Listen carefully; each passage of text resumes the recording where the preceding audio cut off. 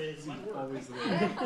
Something goes. Might work Well, you anytime. saw what happened with Chrome. Google Chrome just updated. You couldn't see TV 21 on our website. Oh, yeah, I heard about that. Yeah, we had to put a message on the website, but that's just, you heard that's cleared now, right? No, but that's good. Chrome just did another update. It's But cleared out. you haven't heard from RJ? Yeah, Ajay is stuck in traffic, so he's gonna be late. He's coming. The challenge is to finish before you get There's no challenge.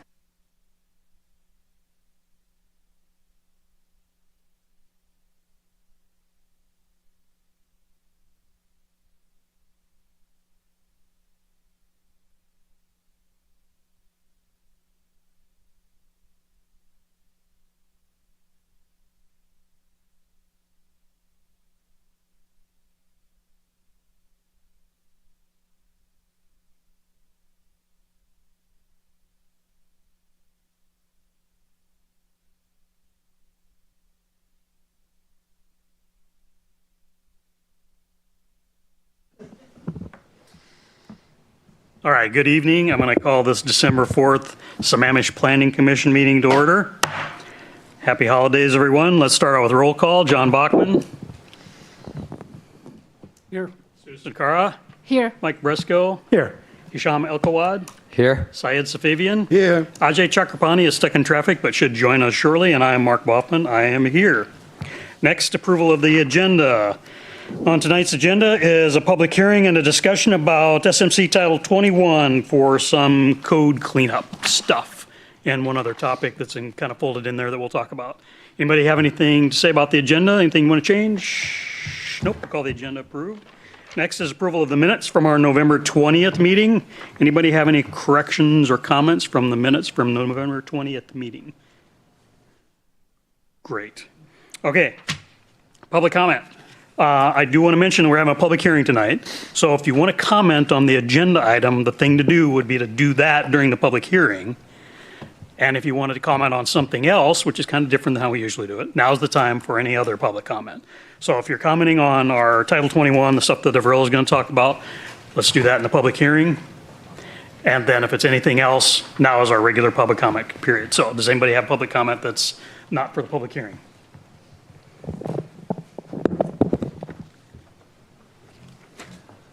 My name is Richard Johnson. I live in Sammamish. And this is the last time I'm going to talk about traffic in 2025. So, as we all know, occasionally people have said, excuse me, those traffic projections in the EIS seem a little optimistic. Excuse me, maybe 2023 was not the best year to base the predictions on. And I know you had an impressive presentation from the traffic team 2 weeks ago in this meeting. They didn't really answer the question, did they? So I came here to cite some numbers and talk about maybe what will be done to actually resolve this issue. The environmental impact statement for the town center uses the same traffic numbers that are in the transportation master plan as the no action alternative. And I'm sure you've all read that, so you'll recall table B3, which actually compares the traffic volume predicted at peak hours in 2044 to the comparable numbers in 2023. It shows a 10% increase. So in 20 years, the prediction is the traffic during rush hour, if you will be increasing by 10%. Seems light, but let's go with it. So what's happening today? Well, every year the city goes out and measures traffic volumes. So we have the numbers from 2023, we have the numbers from 2025. How much did the peak hour traffic increase in those 2 years? Wait for it, 7%. So maybe there's a little problem here. The prediction is over 20 years, 10%. After the first 2 years, we've already seen 7%.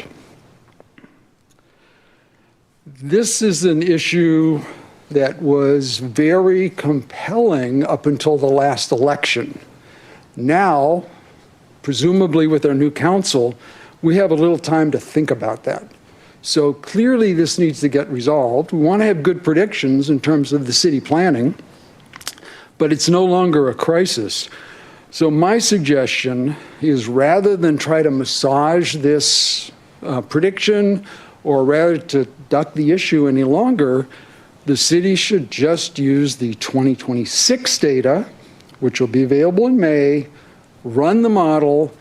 We're all relatively confident that 2026 will be a representative year. We won't have nearly as much work from home. We'll see the return from office, and we should be able to get defensible predictions that the city can really base their budget and planning on.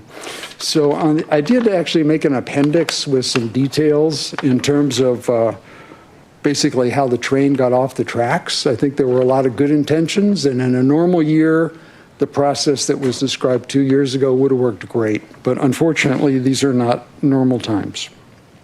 Thank you. Thanks, Richard. Who's next? Mary?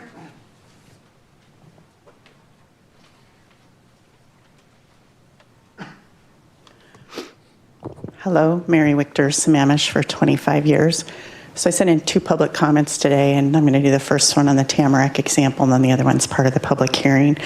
So I've lived in Tamarack. It's a plat from 1964, and I am 60 years old, and my parents hadn't even met yet in 1958 or 59, but that's when the protective covenants from Tamarack are. And I say that because people are always like, oh, are you an HOA or not? No. We're not an HOA. A lot of places aren't, a lot of places are. But you can have covenants, conditions, and restrictions, which are known as CC&Rs. You can have, as Paul Stickney pointed out when he sat down today, you can have deed restrictions on your title, the plat that your subdivision, if it's done that way, it'll have things written on the face of the plat. So a long time ago when I came into the city, there was one of the city staff from Stormwater who said, well, where is this problem, or where is this project occurring? And that was the first question, because depending on where it is, how steep it is, the soils, how busy it is, the traffic, the roads, the easements, it's really going to limit what you can do, or support maybe what you want to do, or maybe have you change what you want to do. And then the second thing is, what or you can do, and that was a different stormwater person that said that. She said, I can't answer the question until you tell me where and you tell me what. And then I know city staff does a lot of work and a lot of permitting, and they're really great people, but if you don't do that homework before you go to the city, you end up spending a lot of their time where it really kind of is your responsibility, because they don't know all the HOAs. They don't know the different codes for your area, but they do know the city code, and the city code does change over time, and that's one of the things they're talking about in the public hearing. So anyway, in the Tamarack actual example, it's 2 pages. It's actually from 8/29 of 2024 when I'd handed it out to you. I just excerpted them. It says they're protective covenants, and it says it's a residential area, so all the plots, they're a plot of land, but they're known as lots usually, that they are for residential, which means you're not going to see commercial in there. And then it says you are restricted to having single-family homes with single-family occupancy, which means you can't build duplexes and triplexes. And the reason I had used it as an example is one of our consultants who was talking was like, oh, we can do middle housing in Tamarack. And I'm like, no, if you look at the covenants. And then sort of the weird little thing is it says in Tamarack that the base floor or the base footprint of your house has to be a minimum of 900 square feet or larger. And the reason that is because 1889 Inglewood, which is just north of us on the other side of George Davis Creek, they had built little cabins. It was tiny little lots that were 25 feet by 100 feet. So they're 2,500 square feet, and people were building a lot of those. And so the people who were owning and developing in Tamarack wanted to have more livable single-family homes. So anyway, that's the history. It's an example on Long. I passed it out before. Thanks.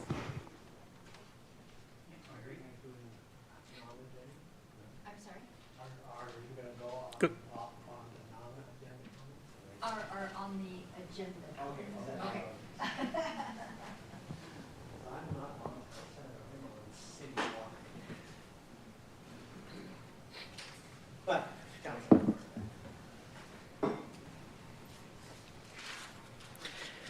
Good evening, Planning Commissioners. Paul Stickney, happy holidays. I sent something in today that had a link to parts 1 and 2 of a 3-part verbal comment about switching the focus from transportation first, large T, small h on housing, into large H, services and transportation plus. And large H covers both internal and external needs. Why? Because we should add housing types on a citywide scale that are needed and wanted by residents to stay over time. We can create assets to remedy past infrastructure deficiencies inherited from King County, and there's a lot of those. We can ensure sustainable land use to promote environmental betterments, richer social fabric, and appropriate workforce and market rate housing for needs over life, and secure holistic enrichments, both quantifiable and non-quantifiable. There's been a lot of talk about the council being unrepresentative and maybe not listening, and 2K versus 4K, all inauthentic unless we get the data to know what the community really needs and wants, the consequences of meeting those needs or not, and enlighten public opinion. That's the only authentic way. We're not on that path. That's what HST calls to do. And in order to do that, there's a lot of false premise that needs to be created, and I call it false premise squared. I'm going to hand out after this comment what I gave City Council, which has a list of that. So the first false premise, and me using that term, is a premise in where you live. We don't have housing supplies for people to live as needs change over time for cycle of life and for generations, and therefore they're false, in my view. The second thing is a lot of policy and numbers had some incorrect, erroneous, and lacking data. In a short word, they were not authentic.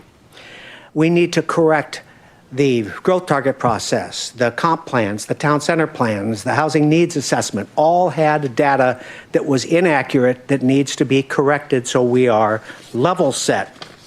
The comp plan deals with 2,100 affordable housing only, impracticable. It has no language for exceeding or diverging, impracticable squared. I've called for adding 5,000 market rate. 7,000 housing units over 20 years would be less than the transportation and traffic of 1/3 of the growth we've seen the last 25 years. That's an authentic solution on a citywide basis. So I suggest that we strongly, as a community, move to plan for internal and external housing, services, transportation, citywide scale, and understand consequences of meeting it or not, because those consequences are radically disparate. And we haven't done that, and therefore we are inauthentic in our housing policy at this time. But there's a way to correct it to add value across the board. All right, appreciate the chance to speak. Thanks, Paul. Anybody else for, let's call it non-agenda? And here's what Comment. I gave City Council.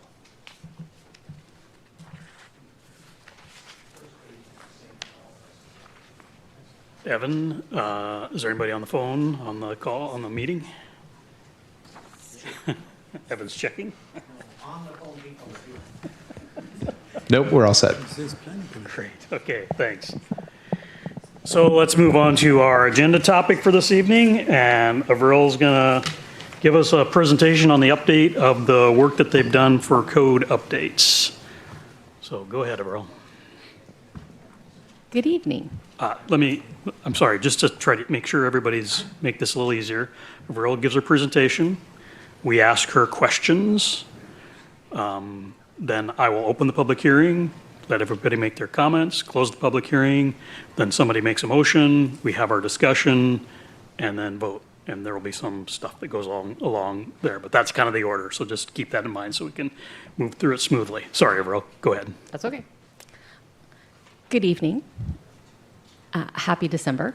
Avril Beatty with the Community Development Department. I am the current Planning and Permit Center Manager, and I am before you again to finally have a public hearing on some code cleanups that we've had the pleasure to talk about recently.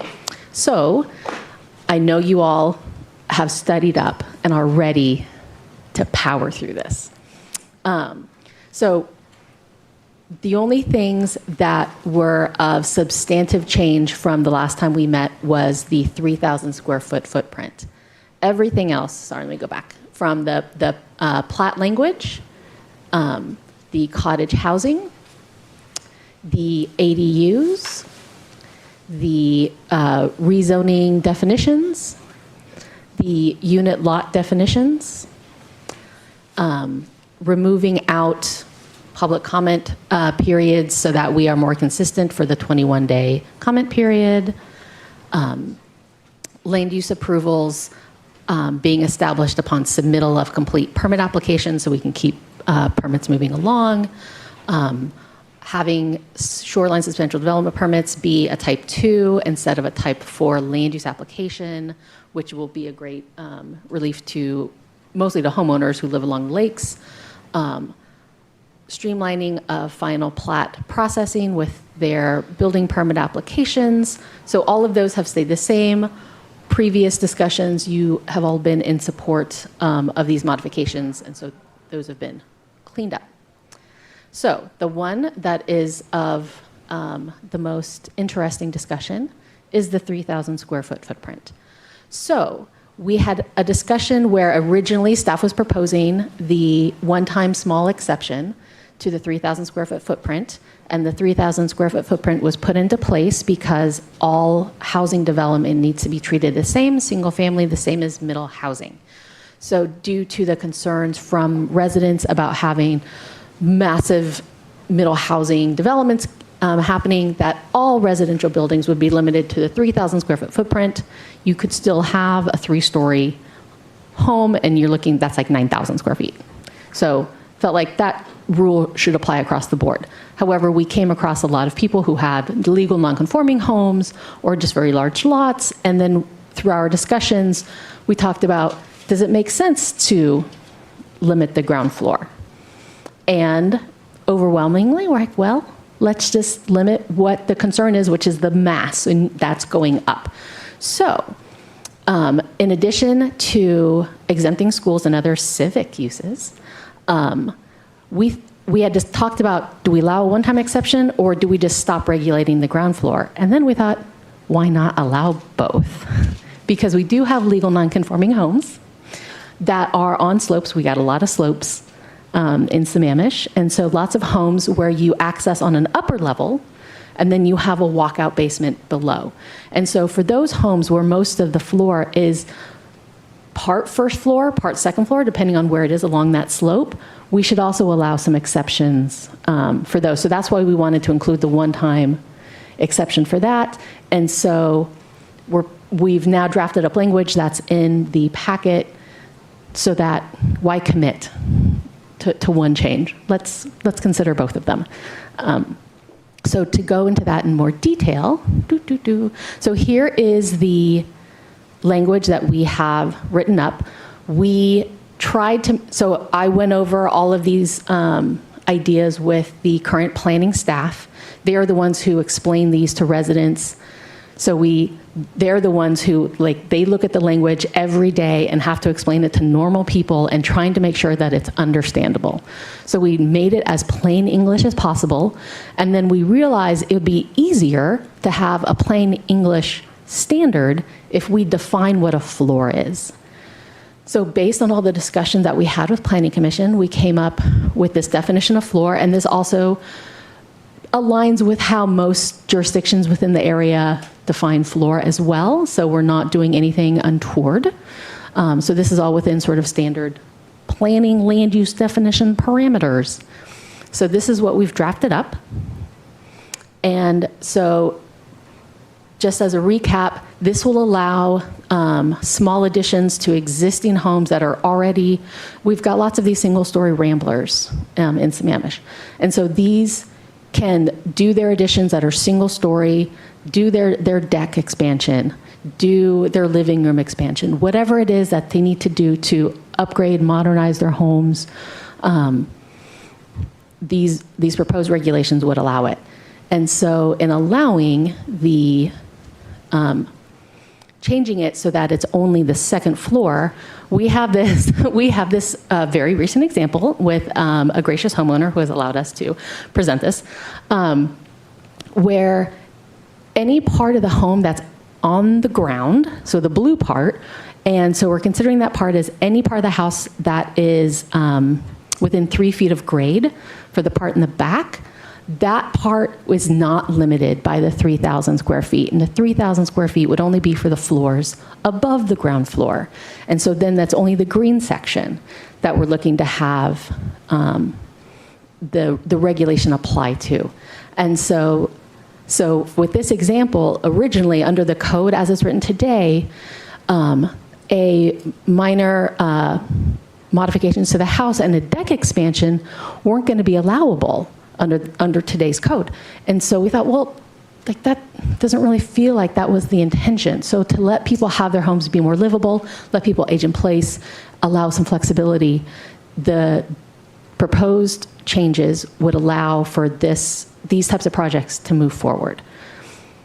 So this is what we have before you tonight. Staff hopes that we captured what the Planning Commission was intending with all of the feedback that we got.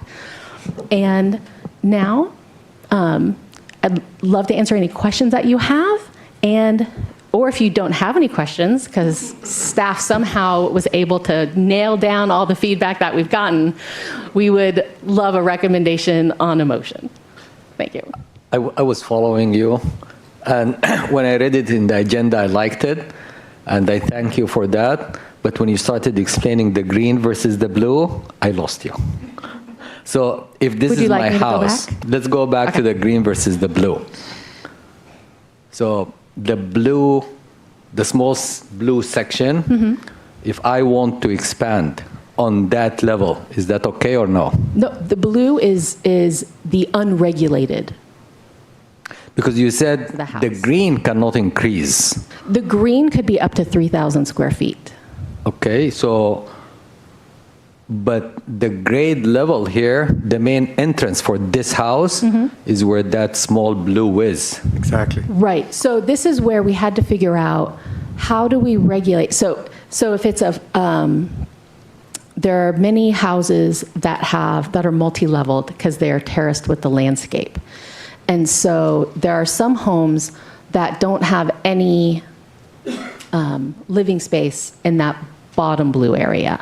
It's just posts or it's just storage and whatever. But you end up with a bulk above that. And the intention of this code was to help have some limitation on that bulk. But here we're saying, you know what, if you are 3 feet or less above grade, so that's why we have the blue line in the back, that part is ground floor, that part doesn't count, and we picked 3 feet because that corresponds to floor area regulations that we have elsewhere in the code, so we're just trying to be consistent. So anything that's within 3 feet of the exterior grade is part of that ground floor, would not be limited by the 3,000 square feet.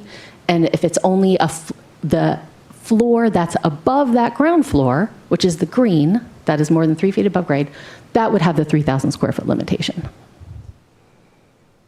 So if this is my house and I want to expand this house, probably my garage is in that small blue area.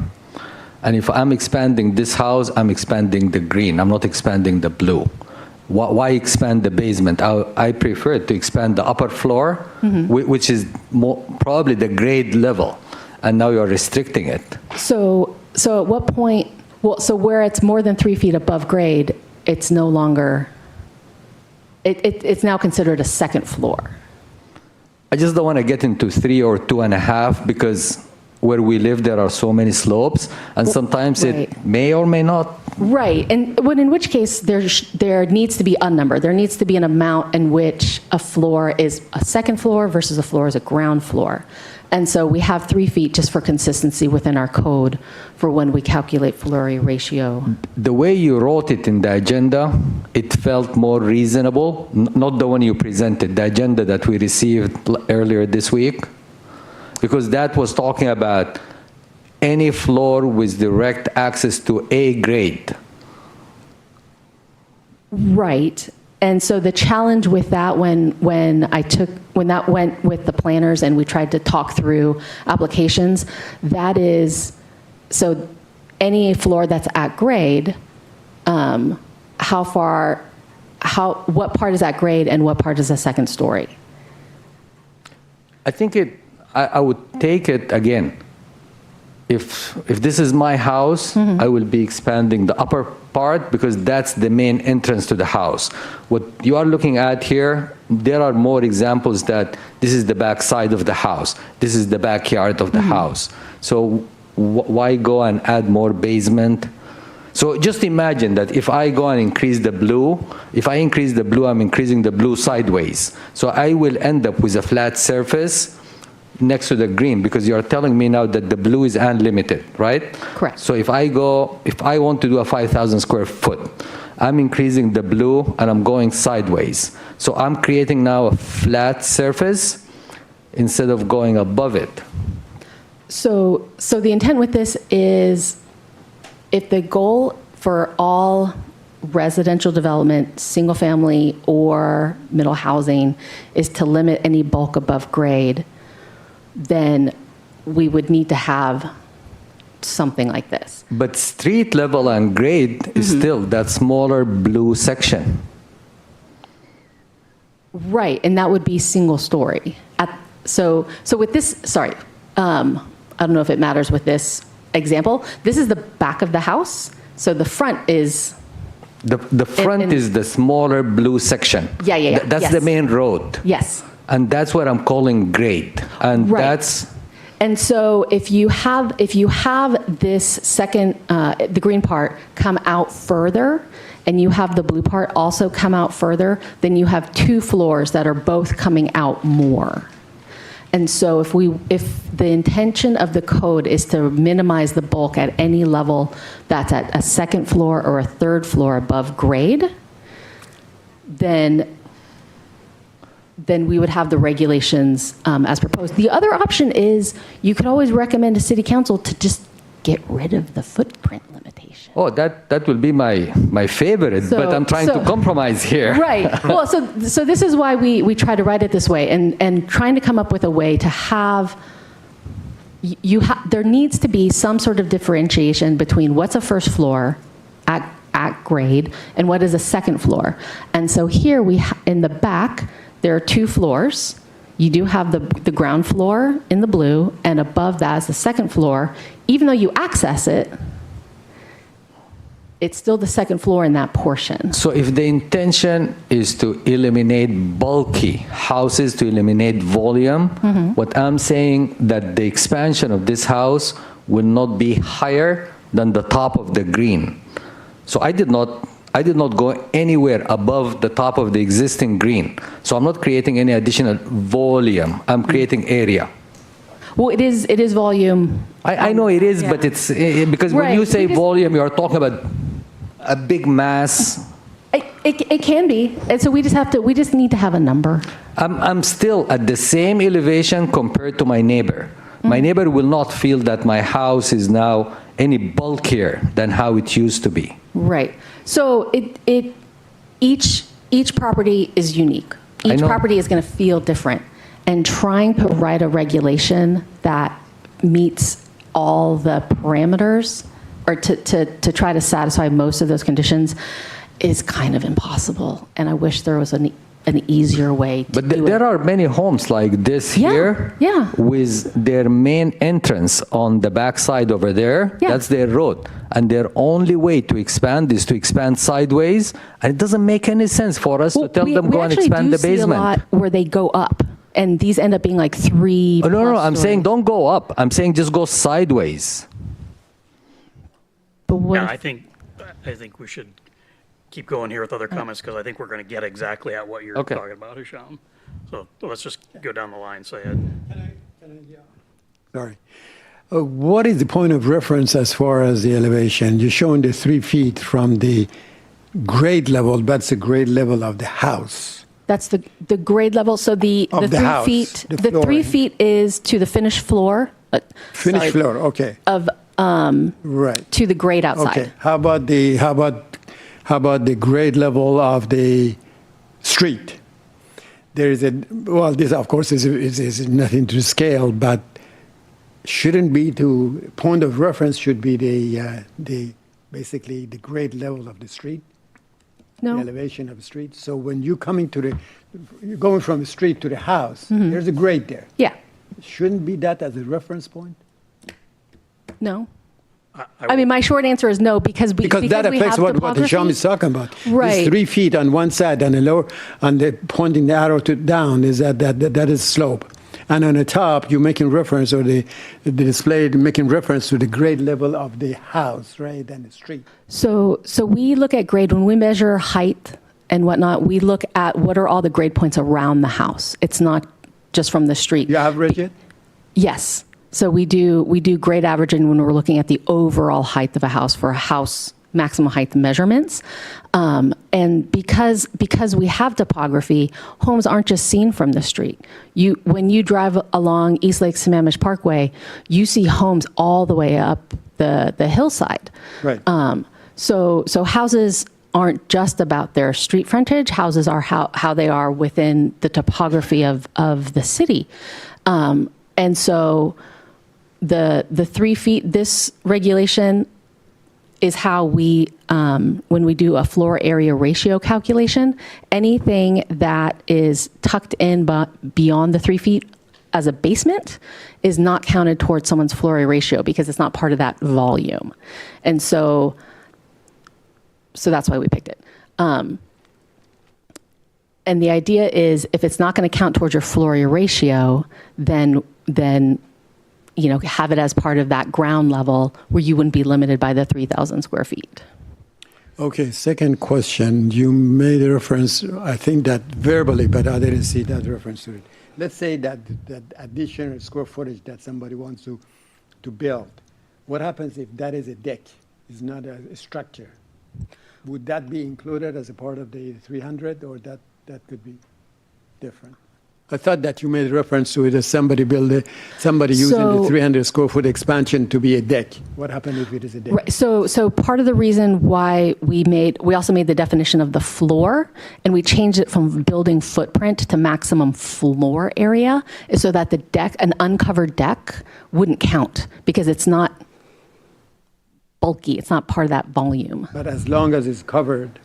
So once you have something covered, there are two definitions of a cover. Yeah. One is the ceiling, the other one is enclosed.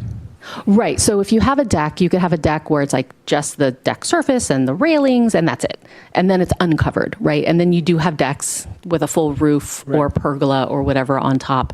But there's a third one. Not only you have a pergola, you have a ceiling, you have a roof, but also you have enclosed that some people have seen. Right. They're tucked in. Yeah. So yes. is that a part of the 300 square foot? No. So we were just looking at the floor area being the floor where there's walls, and the decks wouldn't count. Even if it is enclosed?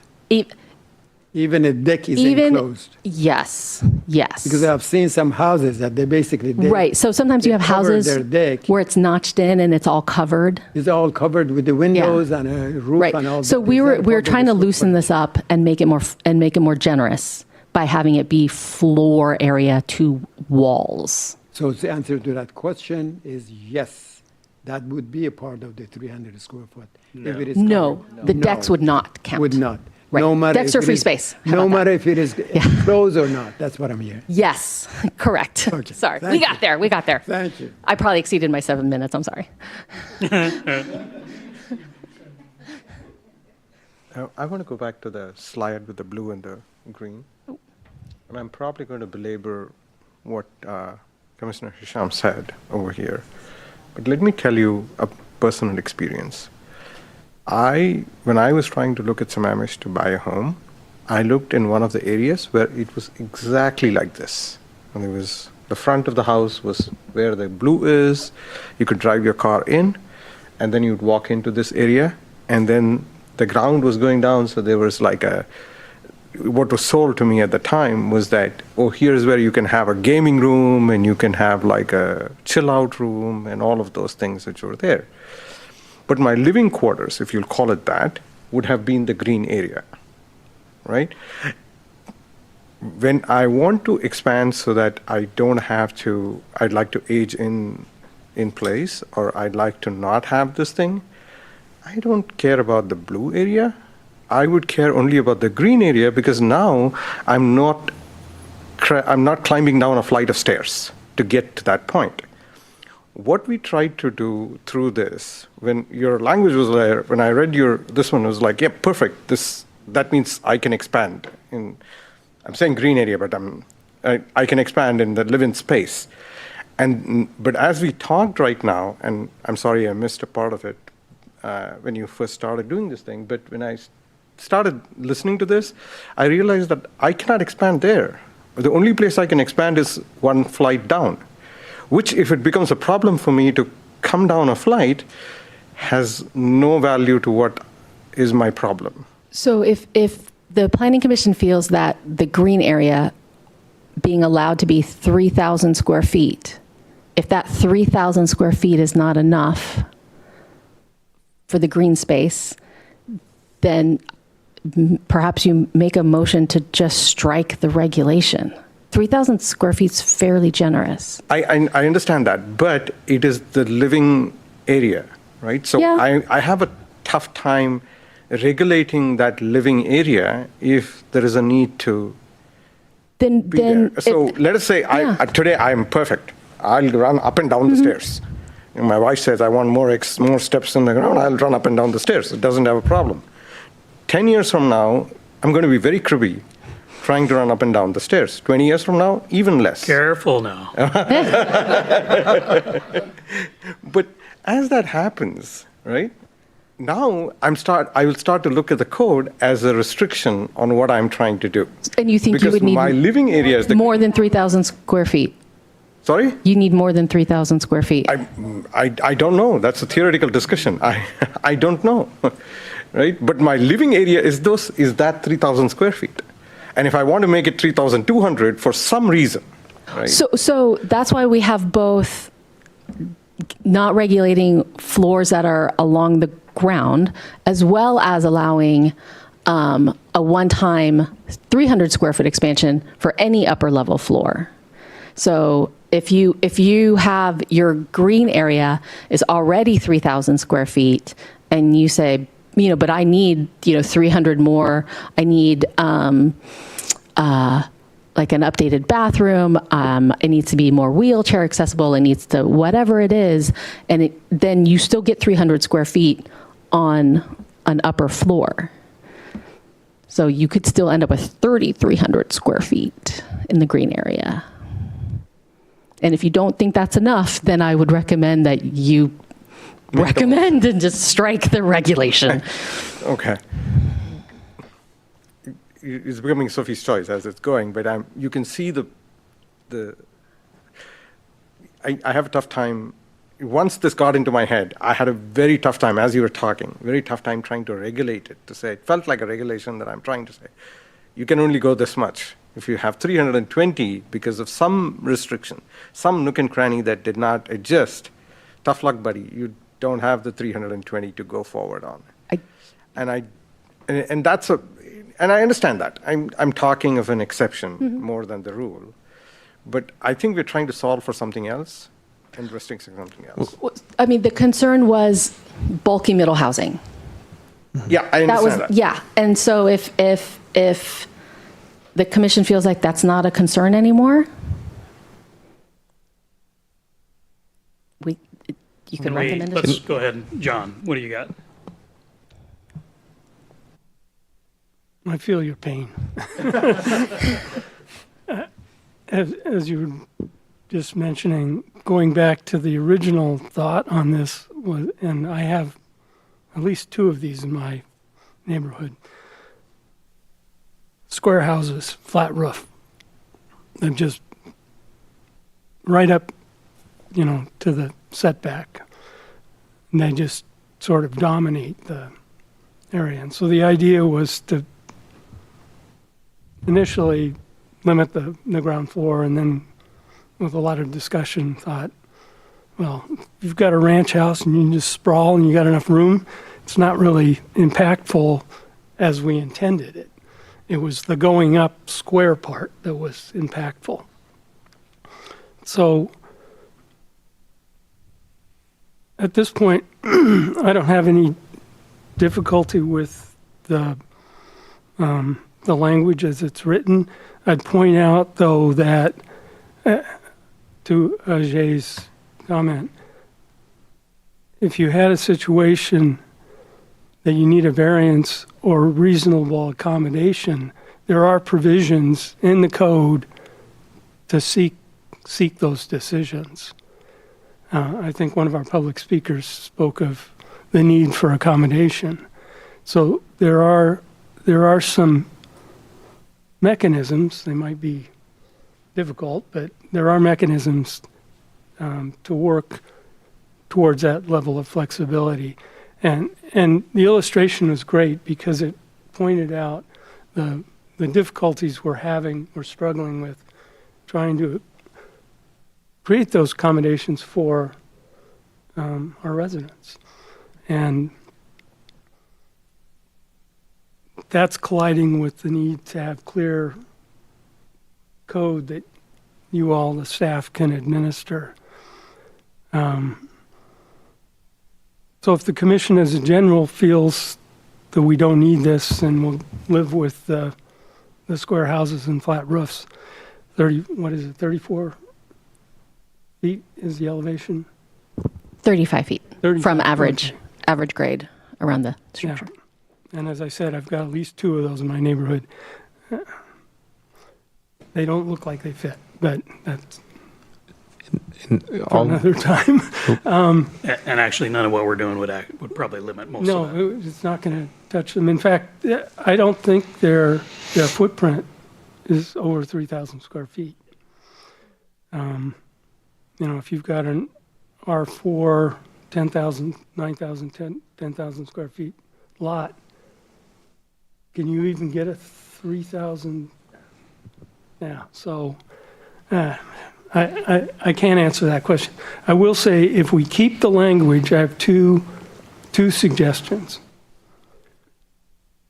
Under standards, you struck building footprint, maximum floor area for upper level floors. I would suggest adding the word each upper level floor, just to be crystal clear. And then on the 300 square foot expansion is allowed for any upper level floor. Is that for each floor? Or is it total for the project? Just a little bit clarification there so that, if you want to do 150 on one floor, 150 on another floor, are you trying to limit the accumulation to 300 total? Or is it for each floor? Oh, so we were thinking 300 cumulative? Okay, so just maybe add the word cumulative. Okay. State that. Okay, thank you. But I don't have an easy solution to the box house comments. Suda? Thank you, Avril, for the great presentation. I had the same question on the 300 square feet. Was it, but you clarified it. Thank you. So I was going to ask the other commissioners, would you like to have like a 5,000 maximum, or if 3,000 is bothering, or would you like to have a free form? I have an idea that I'm sure Avril will tell me why I'm wrong. But I was gonna kind of wait. Okay, I'll wait then. Because Mike might have a better idea. So, but I think I don't. The general theme is I think this is getting overly complicated and it doesn't need to be. Good. So maybe we can simplify. Maybe. Perfect. Until Avril tells me I'm wrong. I like simple. Thank you. No, if we don't have some limit, right, for square footage, then we'll end up like having boxed houses and yeah. Go ahead, Mike. How often has this come up where there's been complaints about the blockiness of houses?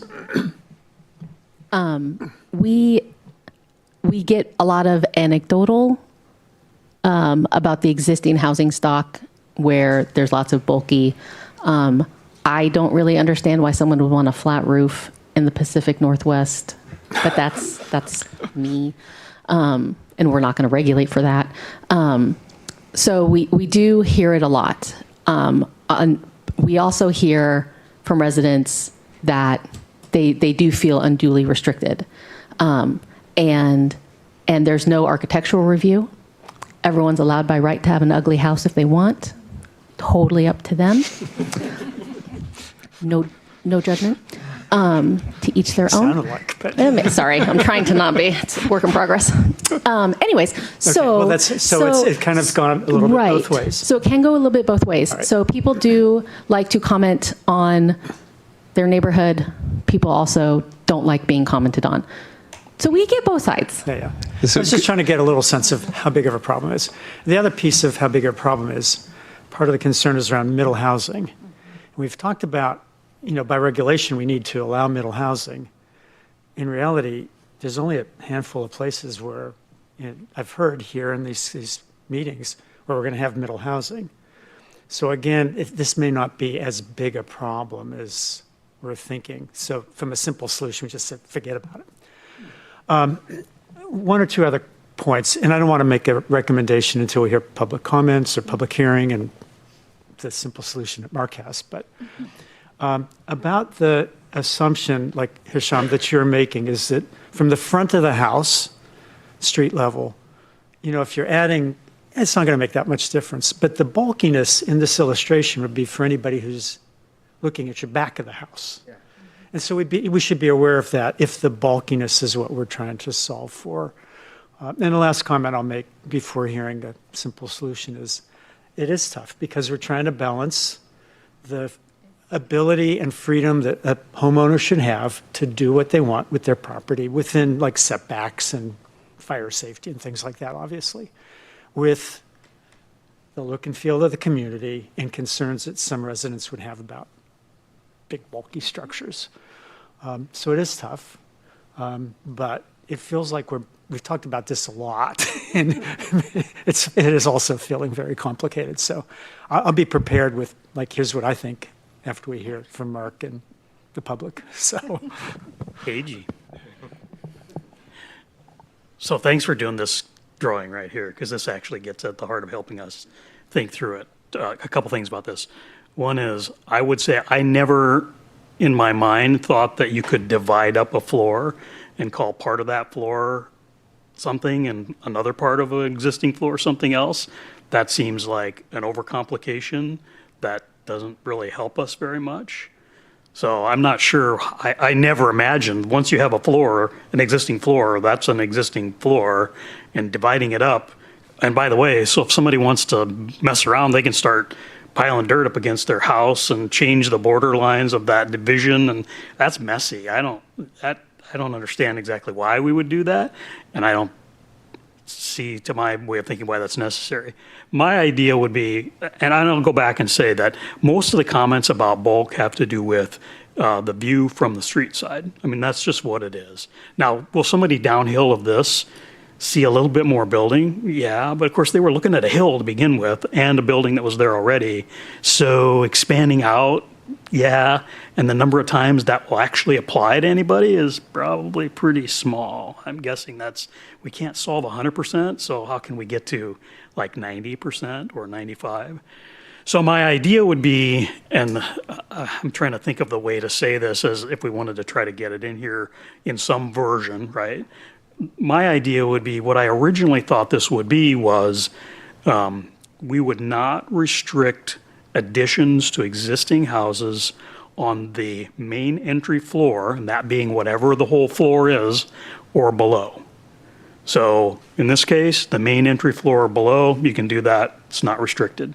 But if you want to do something above the main entry floor, then all of these restrictions apply. 3,000 square feet, which already is kind of, I think, massive. But if you say the main entry floor, now is there going to be some house somewhere where the main entry floor is hard to figure out because there's an entry on the side?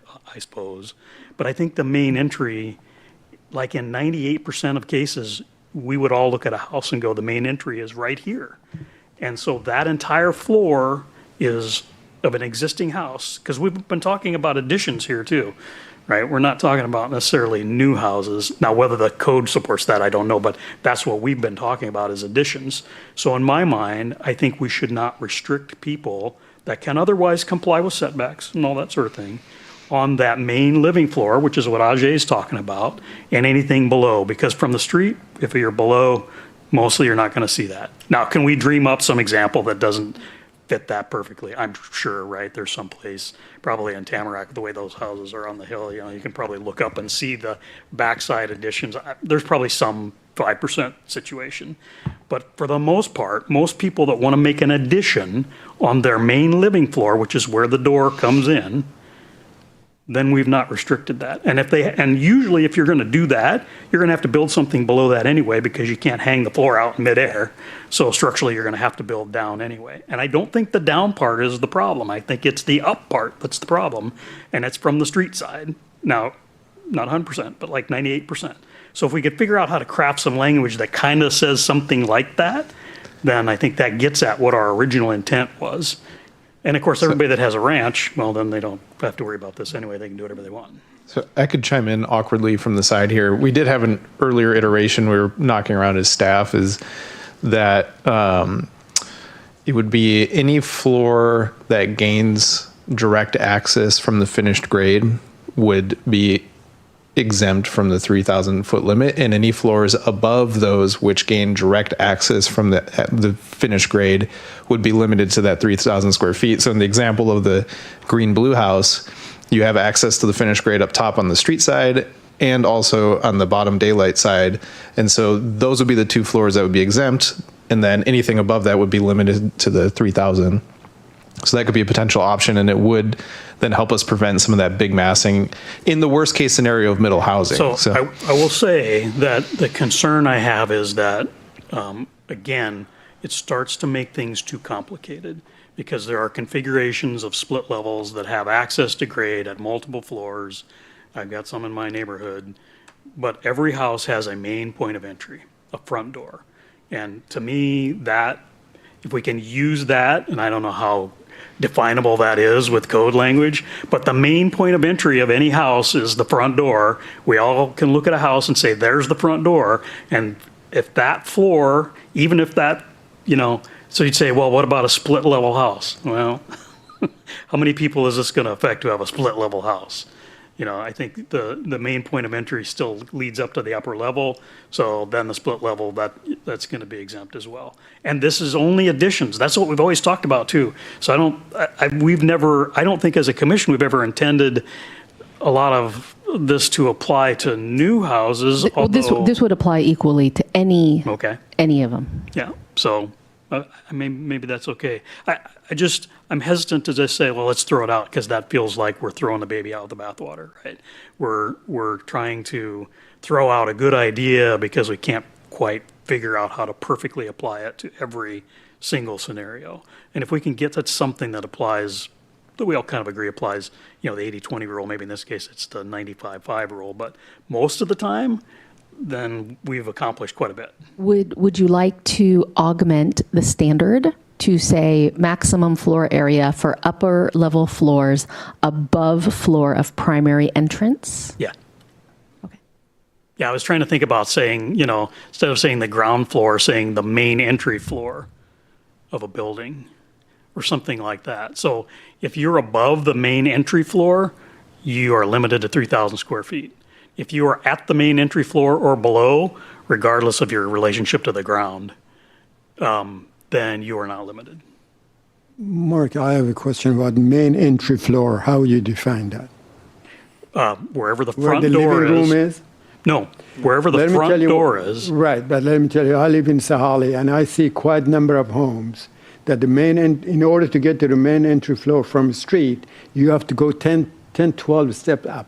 Then you're in the main entry floor. Yeah, my so house how is. you deal with that? My house is like how that. How do you deal with Because I live on a hill and I have a steep driveway. No, it's not on the hill. That house is the one that I'm talking about. They're not on. From the street level, you go 12 step up, and then the door is there and the main floor is there. So what happened to that elevation difference between the street level and the main floor that you're talking about? In that case, if they want to add to that main floor and below, they can do it, because that's what we would say. Above that, they can't. But then you add 300 square foot more, then you go further up. Well, you might be going up at that point because so this is one, regulation. We still have our hardscape regulations. We still have floor area ratio. Like there are still other controls that are in place. So I don't know if someone has a split level or has something set up where you have to go up in order to get to the main entrance to that floor. It would have to be a very large lot to meet setbacks and have a 3,000 square foot floor. You're looking at a very large property to accommodate that. And if it's not a very large property, you might get hemmed in by setbacks. So then it may not be an issue. So, and with, we have not had any middle housing development applications come in. We've only had people coming in for consultations and information, and we haven't been seeing, and so far, we haven't seen any concepts of 12,000 square foot buildings. We're seeing duplexes, like duets, sometimes 3-unit townhomes, but mostly duets, like the two side by side. So I don't know how much there was the anticipation of this bulkiness was realistic, given what we've seen. It's only been a year, granted. So this could be like, this isn't the last time you'll ever see me. So maybe Mark. Don't be so sure. Well, this is the last time that we're going to see you this year. Yeah, so this year. So, if a year from now we realize we're not encountering this problem that we thought we might see, which happens, and then we could adjust. And it's possible in the future the commission will decide, you know what, we don't need this, we're good. One more question. Mm-hmm. Have you looked at the other cities, what the other cities they deal with this situation? I have not. I don't know, Evan. No, okay, no. It would be interesting to see what the other cities they do. Well, so others, the state law requires that all the residential development has the same limitations. So if a city doesn't have this, then it applies to same single family as the middle housing. So given the way other cities in the area approach development, I would be shocked if anybody else had anything like this. I'd just make a side comment that actually the way this is written, now that I think about it, the house you're talking about said, or a split level house would really not be able to expand beyond 3,000 square feet. Yeah, because that would be too far above grade to be able to do it. Yep, but your suggestion would allow for that. And I think I go through Sahali from time to time, and I have a sense of one of the houses maybe that would be what you're thinking about. And it's not the vertical bulk that would be a problem. It would still be essentially a sort of a raised ranch. Yep. Which is, I think we're thinking is okay. So. But visually, when you look at those houses that you have to take 12 steps to go to the main floor, it looks bulkier, even though the elevation is the same, but it looks bulkier from street level. Doesn't Sahali have its own set of HOA restrictions? Oh, very anyway? much so. Very much so. I like the way Mark described it or proposed it. I think it resolves it, and it gets us out of the flat roof, because the blue we will end up with a flat roof, and we don't want that. Okay. So I hear some support for augmenting to include above floor of primary entrance within the standards box. Okay. Yeah, because going below, like he said, you need the structural support to. Right. So regardless, you will have to go below. Yeah, and I grew up in a country where ground floor was a very common reference. and I knew exactly what you were talking about when you said ground floor. And I can see Commissioner Sudha laughing because I'm pretty sure she also felt the same thing. It's very hard to explain ground floor to my son because he will be like, I don't know what you mean when you say ground floor. So if he can talk about it in more of an entry floor or something like that, that'll make it much more simpler. Was this a place where what we would refer to as the second floor is actually the first floor? Yes. Yeah. UK standards. So that's this one. So I first saw that and I'm like, oh, I get that. And then I thought, okay, there's no way my son is going to get that. They got time to learn.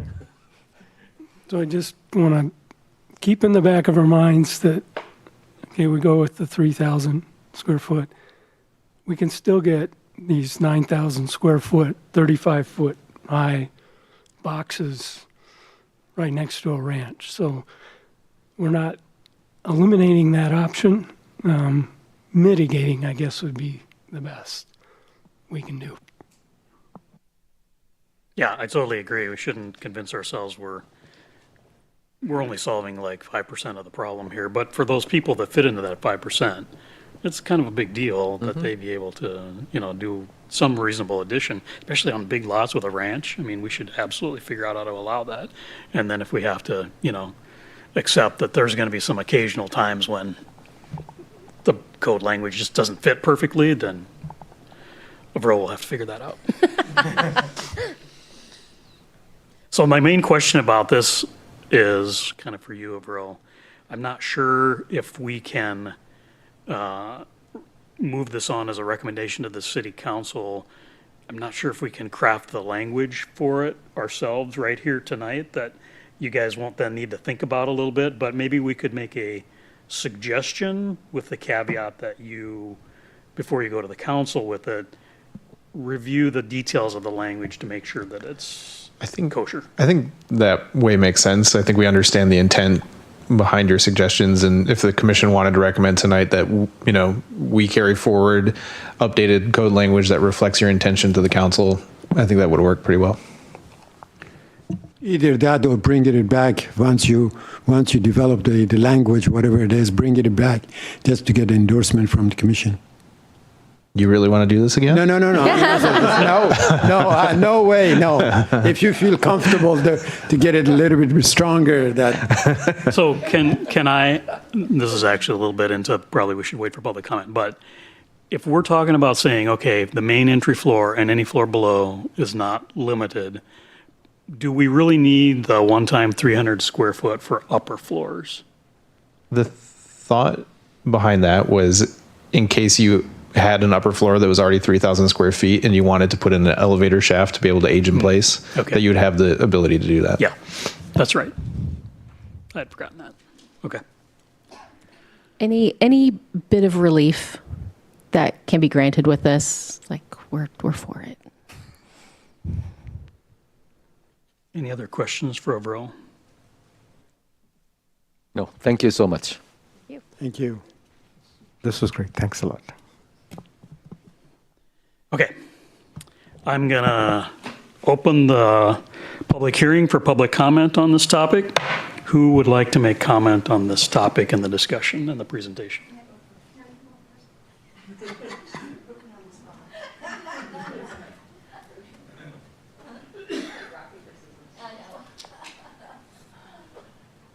Okay, Mary Wichter here again, Sammamish, 25 years.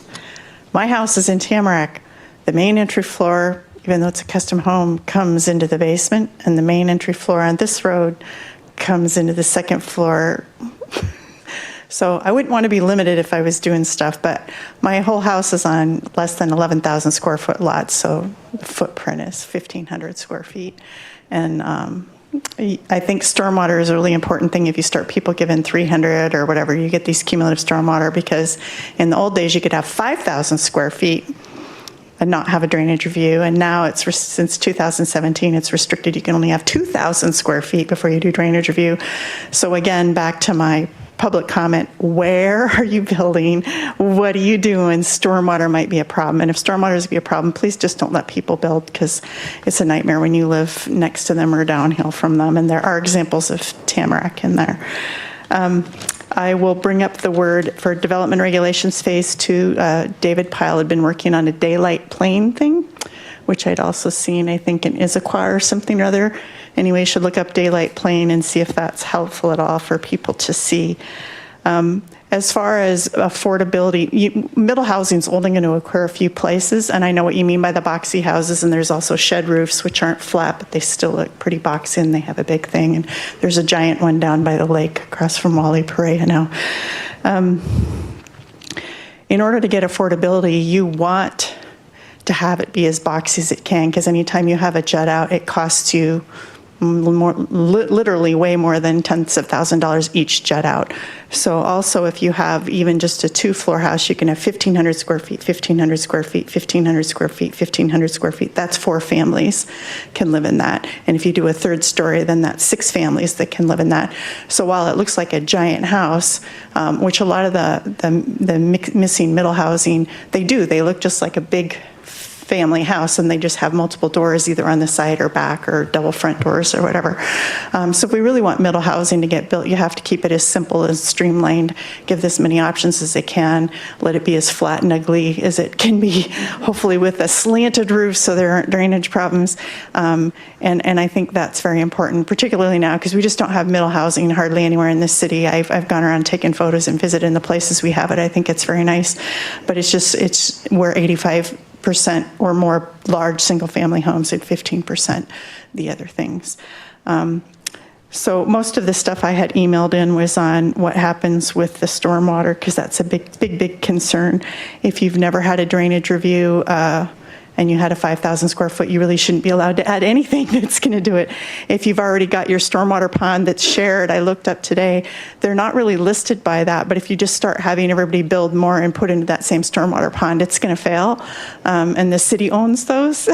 So I think just allowing people to have more and more and more isn't a great idea. And I did listen to other people, and I did break my leg this year, and I have the 31 steps in my house, and I totally get the stairs thing in which entry that you can do. But I'm getting better, and my son got married, and I could do 12 stories to get up to the wedding that was on the rooftop when the elevator was broken. So, and that's the second marriage, so I'm good now. So anyway, just stormwater is a big thing. Cumulative impacts are a big thing. We should let people do what they want, but I think we need to think about middle housing does need to be affordable. It is going to look different. Please allow it. Thanks, Mary. Who else? Go ahead.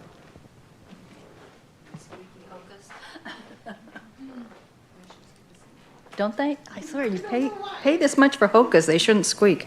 But first of all, I'd like to thank the Commission for being so gracious when I spoke at the last meeting regarding the newly implemented restrictions for residential density and dimensions, and how it's impacted the ability for my husband and I to modify our Sammamish home with 24 years and give us the ability to age in place.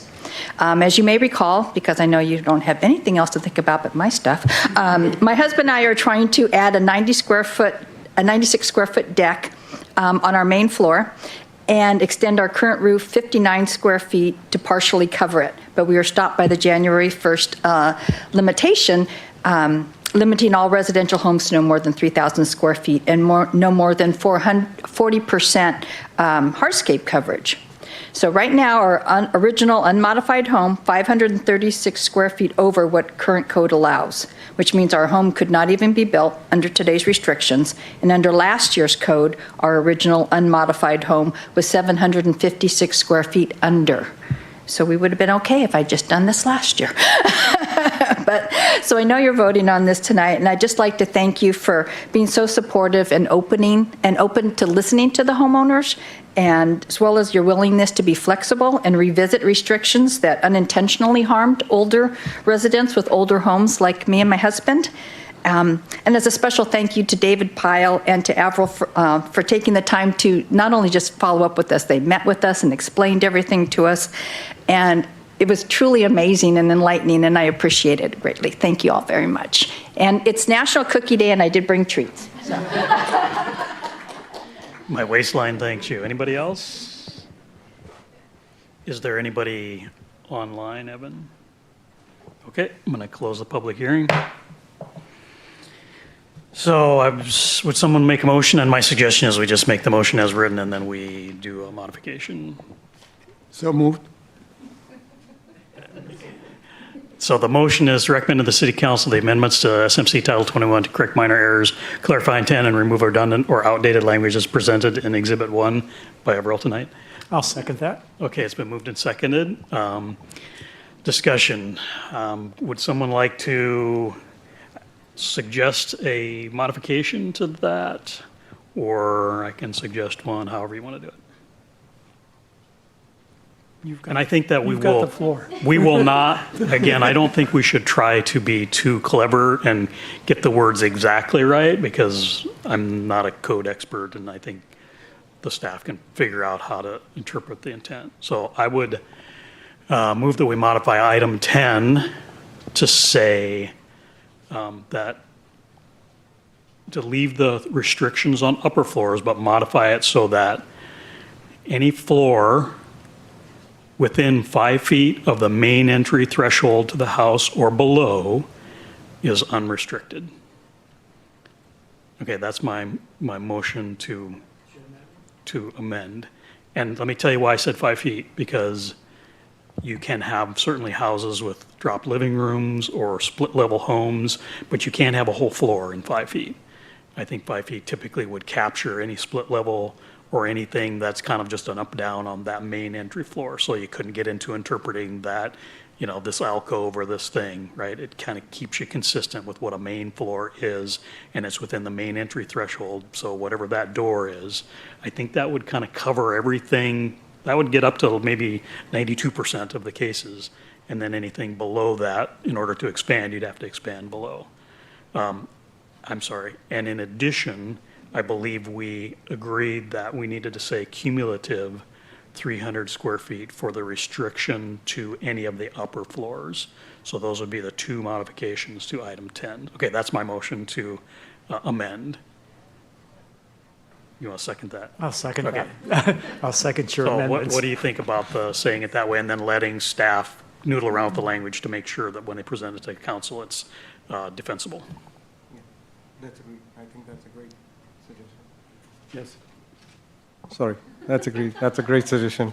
My only addition would be to kind of sanitize the ground floor concept, because it's stuck in my head right now. How she's going to sanitize? No, I mean, I think like, eliminate. Eliminate, yeah. Let's be straightforward. Yeah. Eliminate, yes. I'll mention just in support.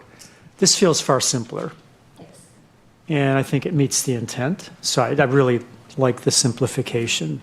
And one other thing I'll mention, there's for sure one time, I think a couple times in the past, where the letter that we have transmitted to council after a public hearing has recognized that there would be some fine tuning of the wording by our professionals here. So, and that's worked out fine in the past. So I think we should be doing that here. Any other comments on the amendment? Okay, so I have to take a vote on the amendment. All those in favor of the amendment say aye. Aye. Opposed, no. Okay, the amendment passes. So now we are on the overall topic of as presented plus those amendments. Any more discussion, comments, questions? Okay, so this is voting on the overall motion as amended. All those in favor say aye. Aye. Opposed, no. Okay. Hopefully we gave you enough to go on, Avril. I greatly appreciate it. Thank you. 7 minutes over.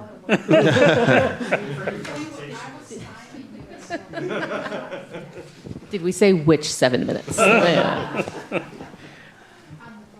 I think you did okay on the 7 minutes. I'm not sure that we did. I'll take 7 minutes if you all take Yeah. Okay. Thanks, Avril. Nice. Anything else, Evan? Two quick things. One, I sent the Planning Commission an email yesterday about logging your volunteer hours through the Galaxy system that the city uses. I think it's by January 2nd is the date that they're looking for those hours, and they'll compile those and hopefully award some certificates and recognitions to those who have, like the commissioners here, put in a lot of time, and we appreciate that. And then the second thing is, it is the end of the year, so I just want to take a moment to thank the Planning Commission for another great year. A lot of fun topics, a lot of late nights together, but we get a lot done here. So thank you all for the effort. And this is our last meeting before the holiday season, so everybody relax and take a breather, and we'll see you back here January 15th to talk about impact fees. So that's on the horizon, and that will get you through the holiday season. Looking forward to that. So thank you all. Thanks, Evan. Thank you, Evan. Quick note. I Go ahead, John. tallied up the hours for all of the meetings last year in my fancy little spreadsheet.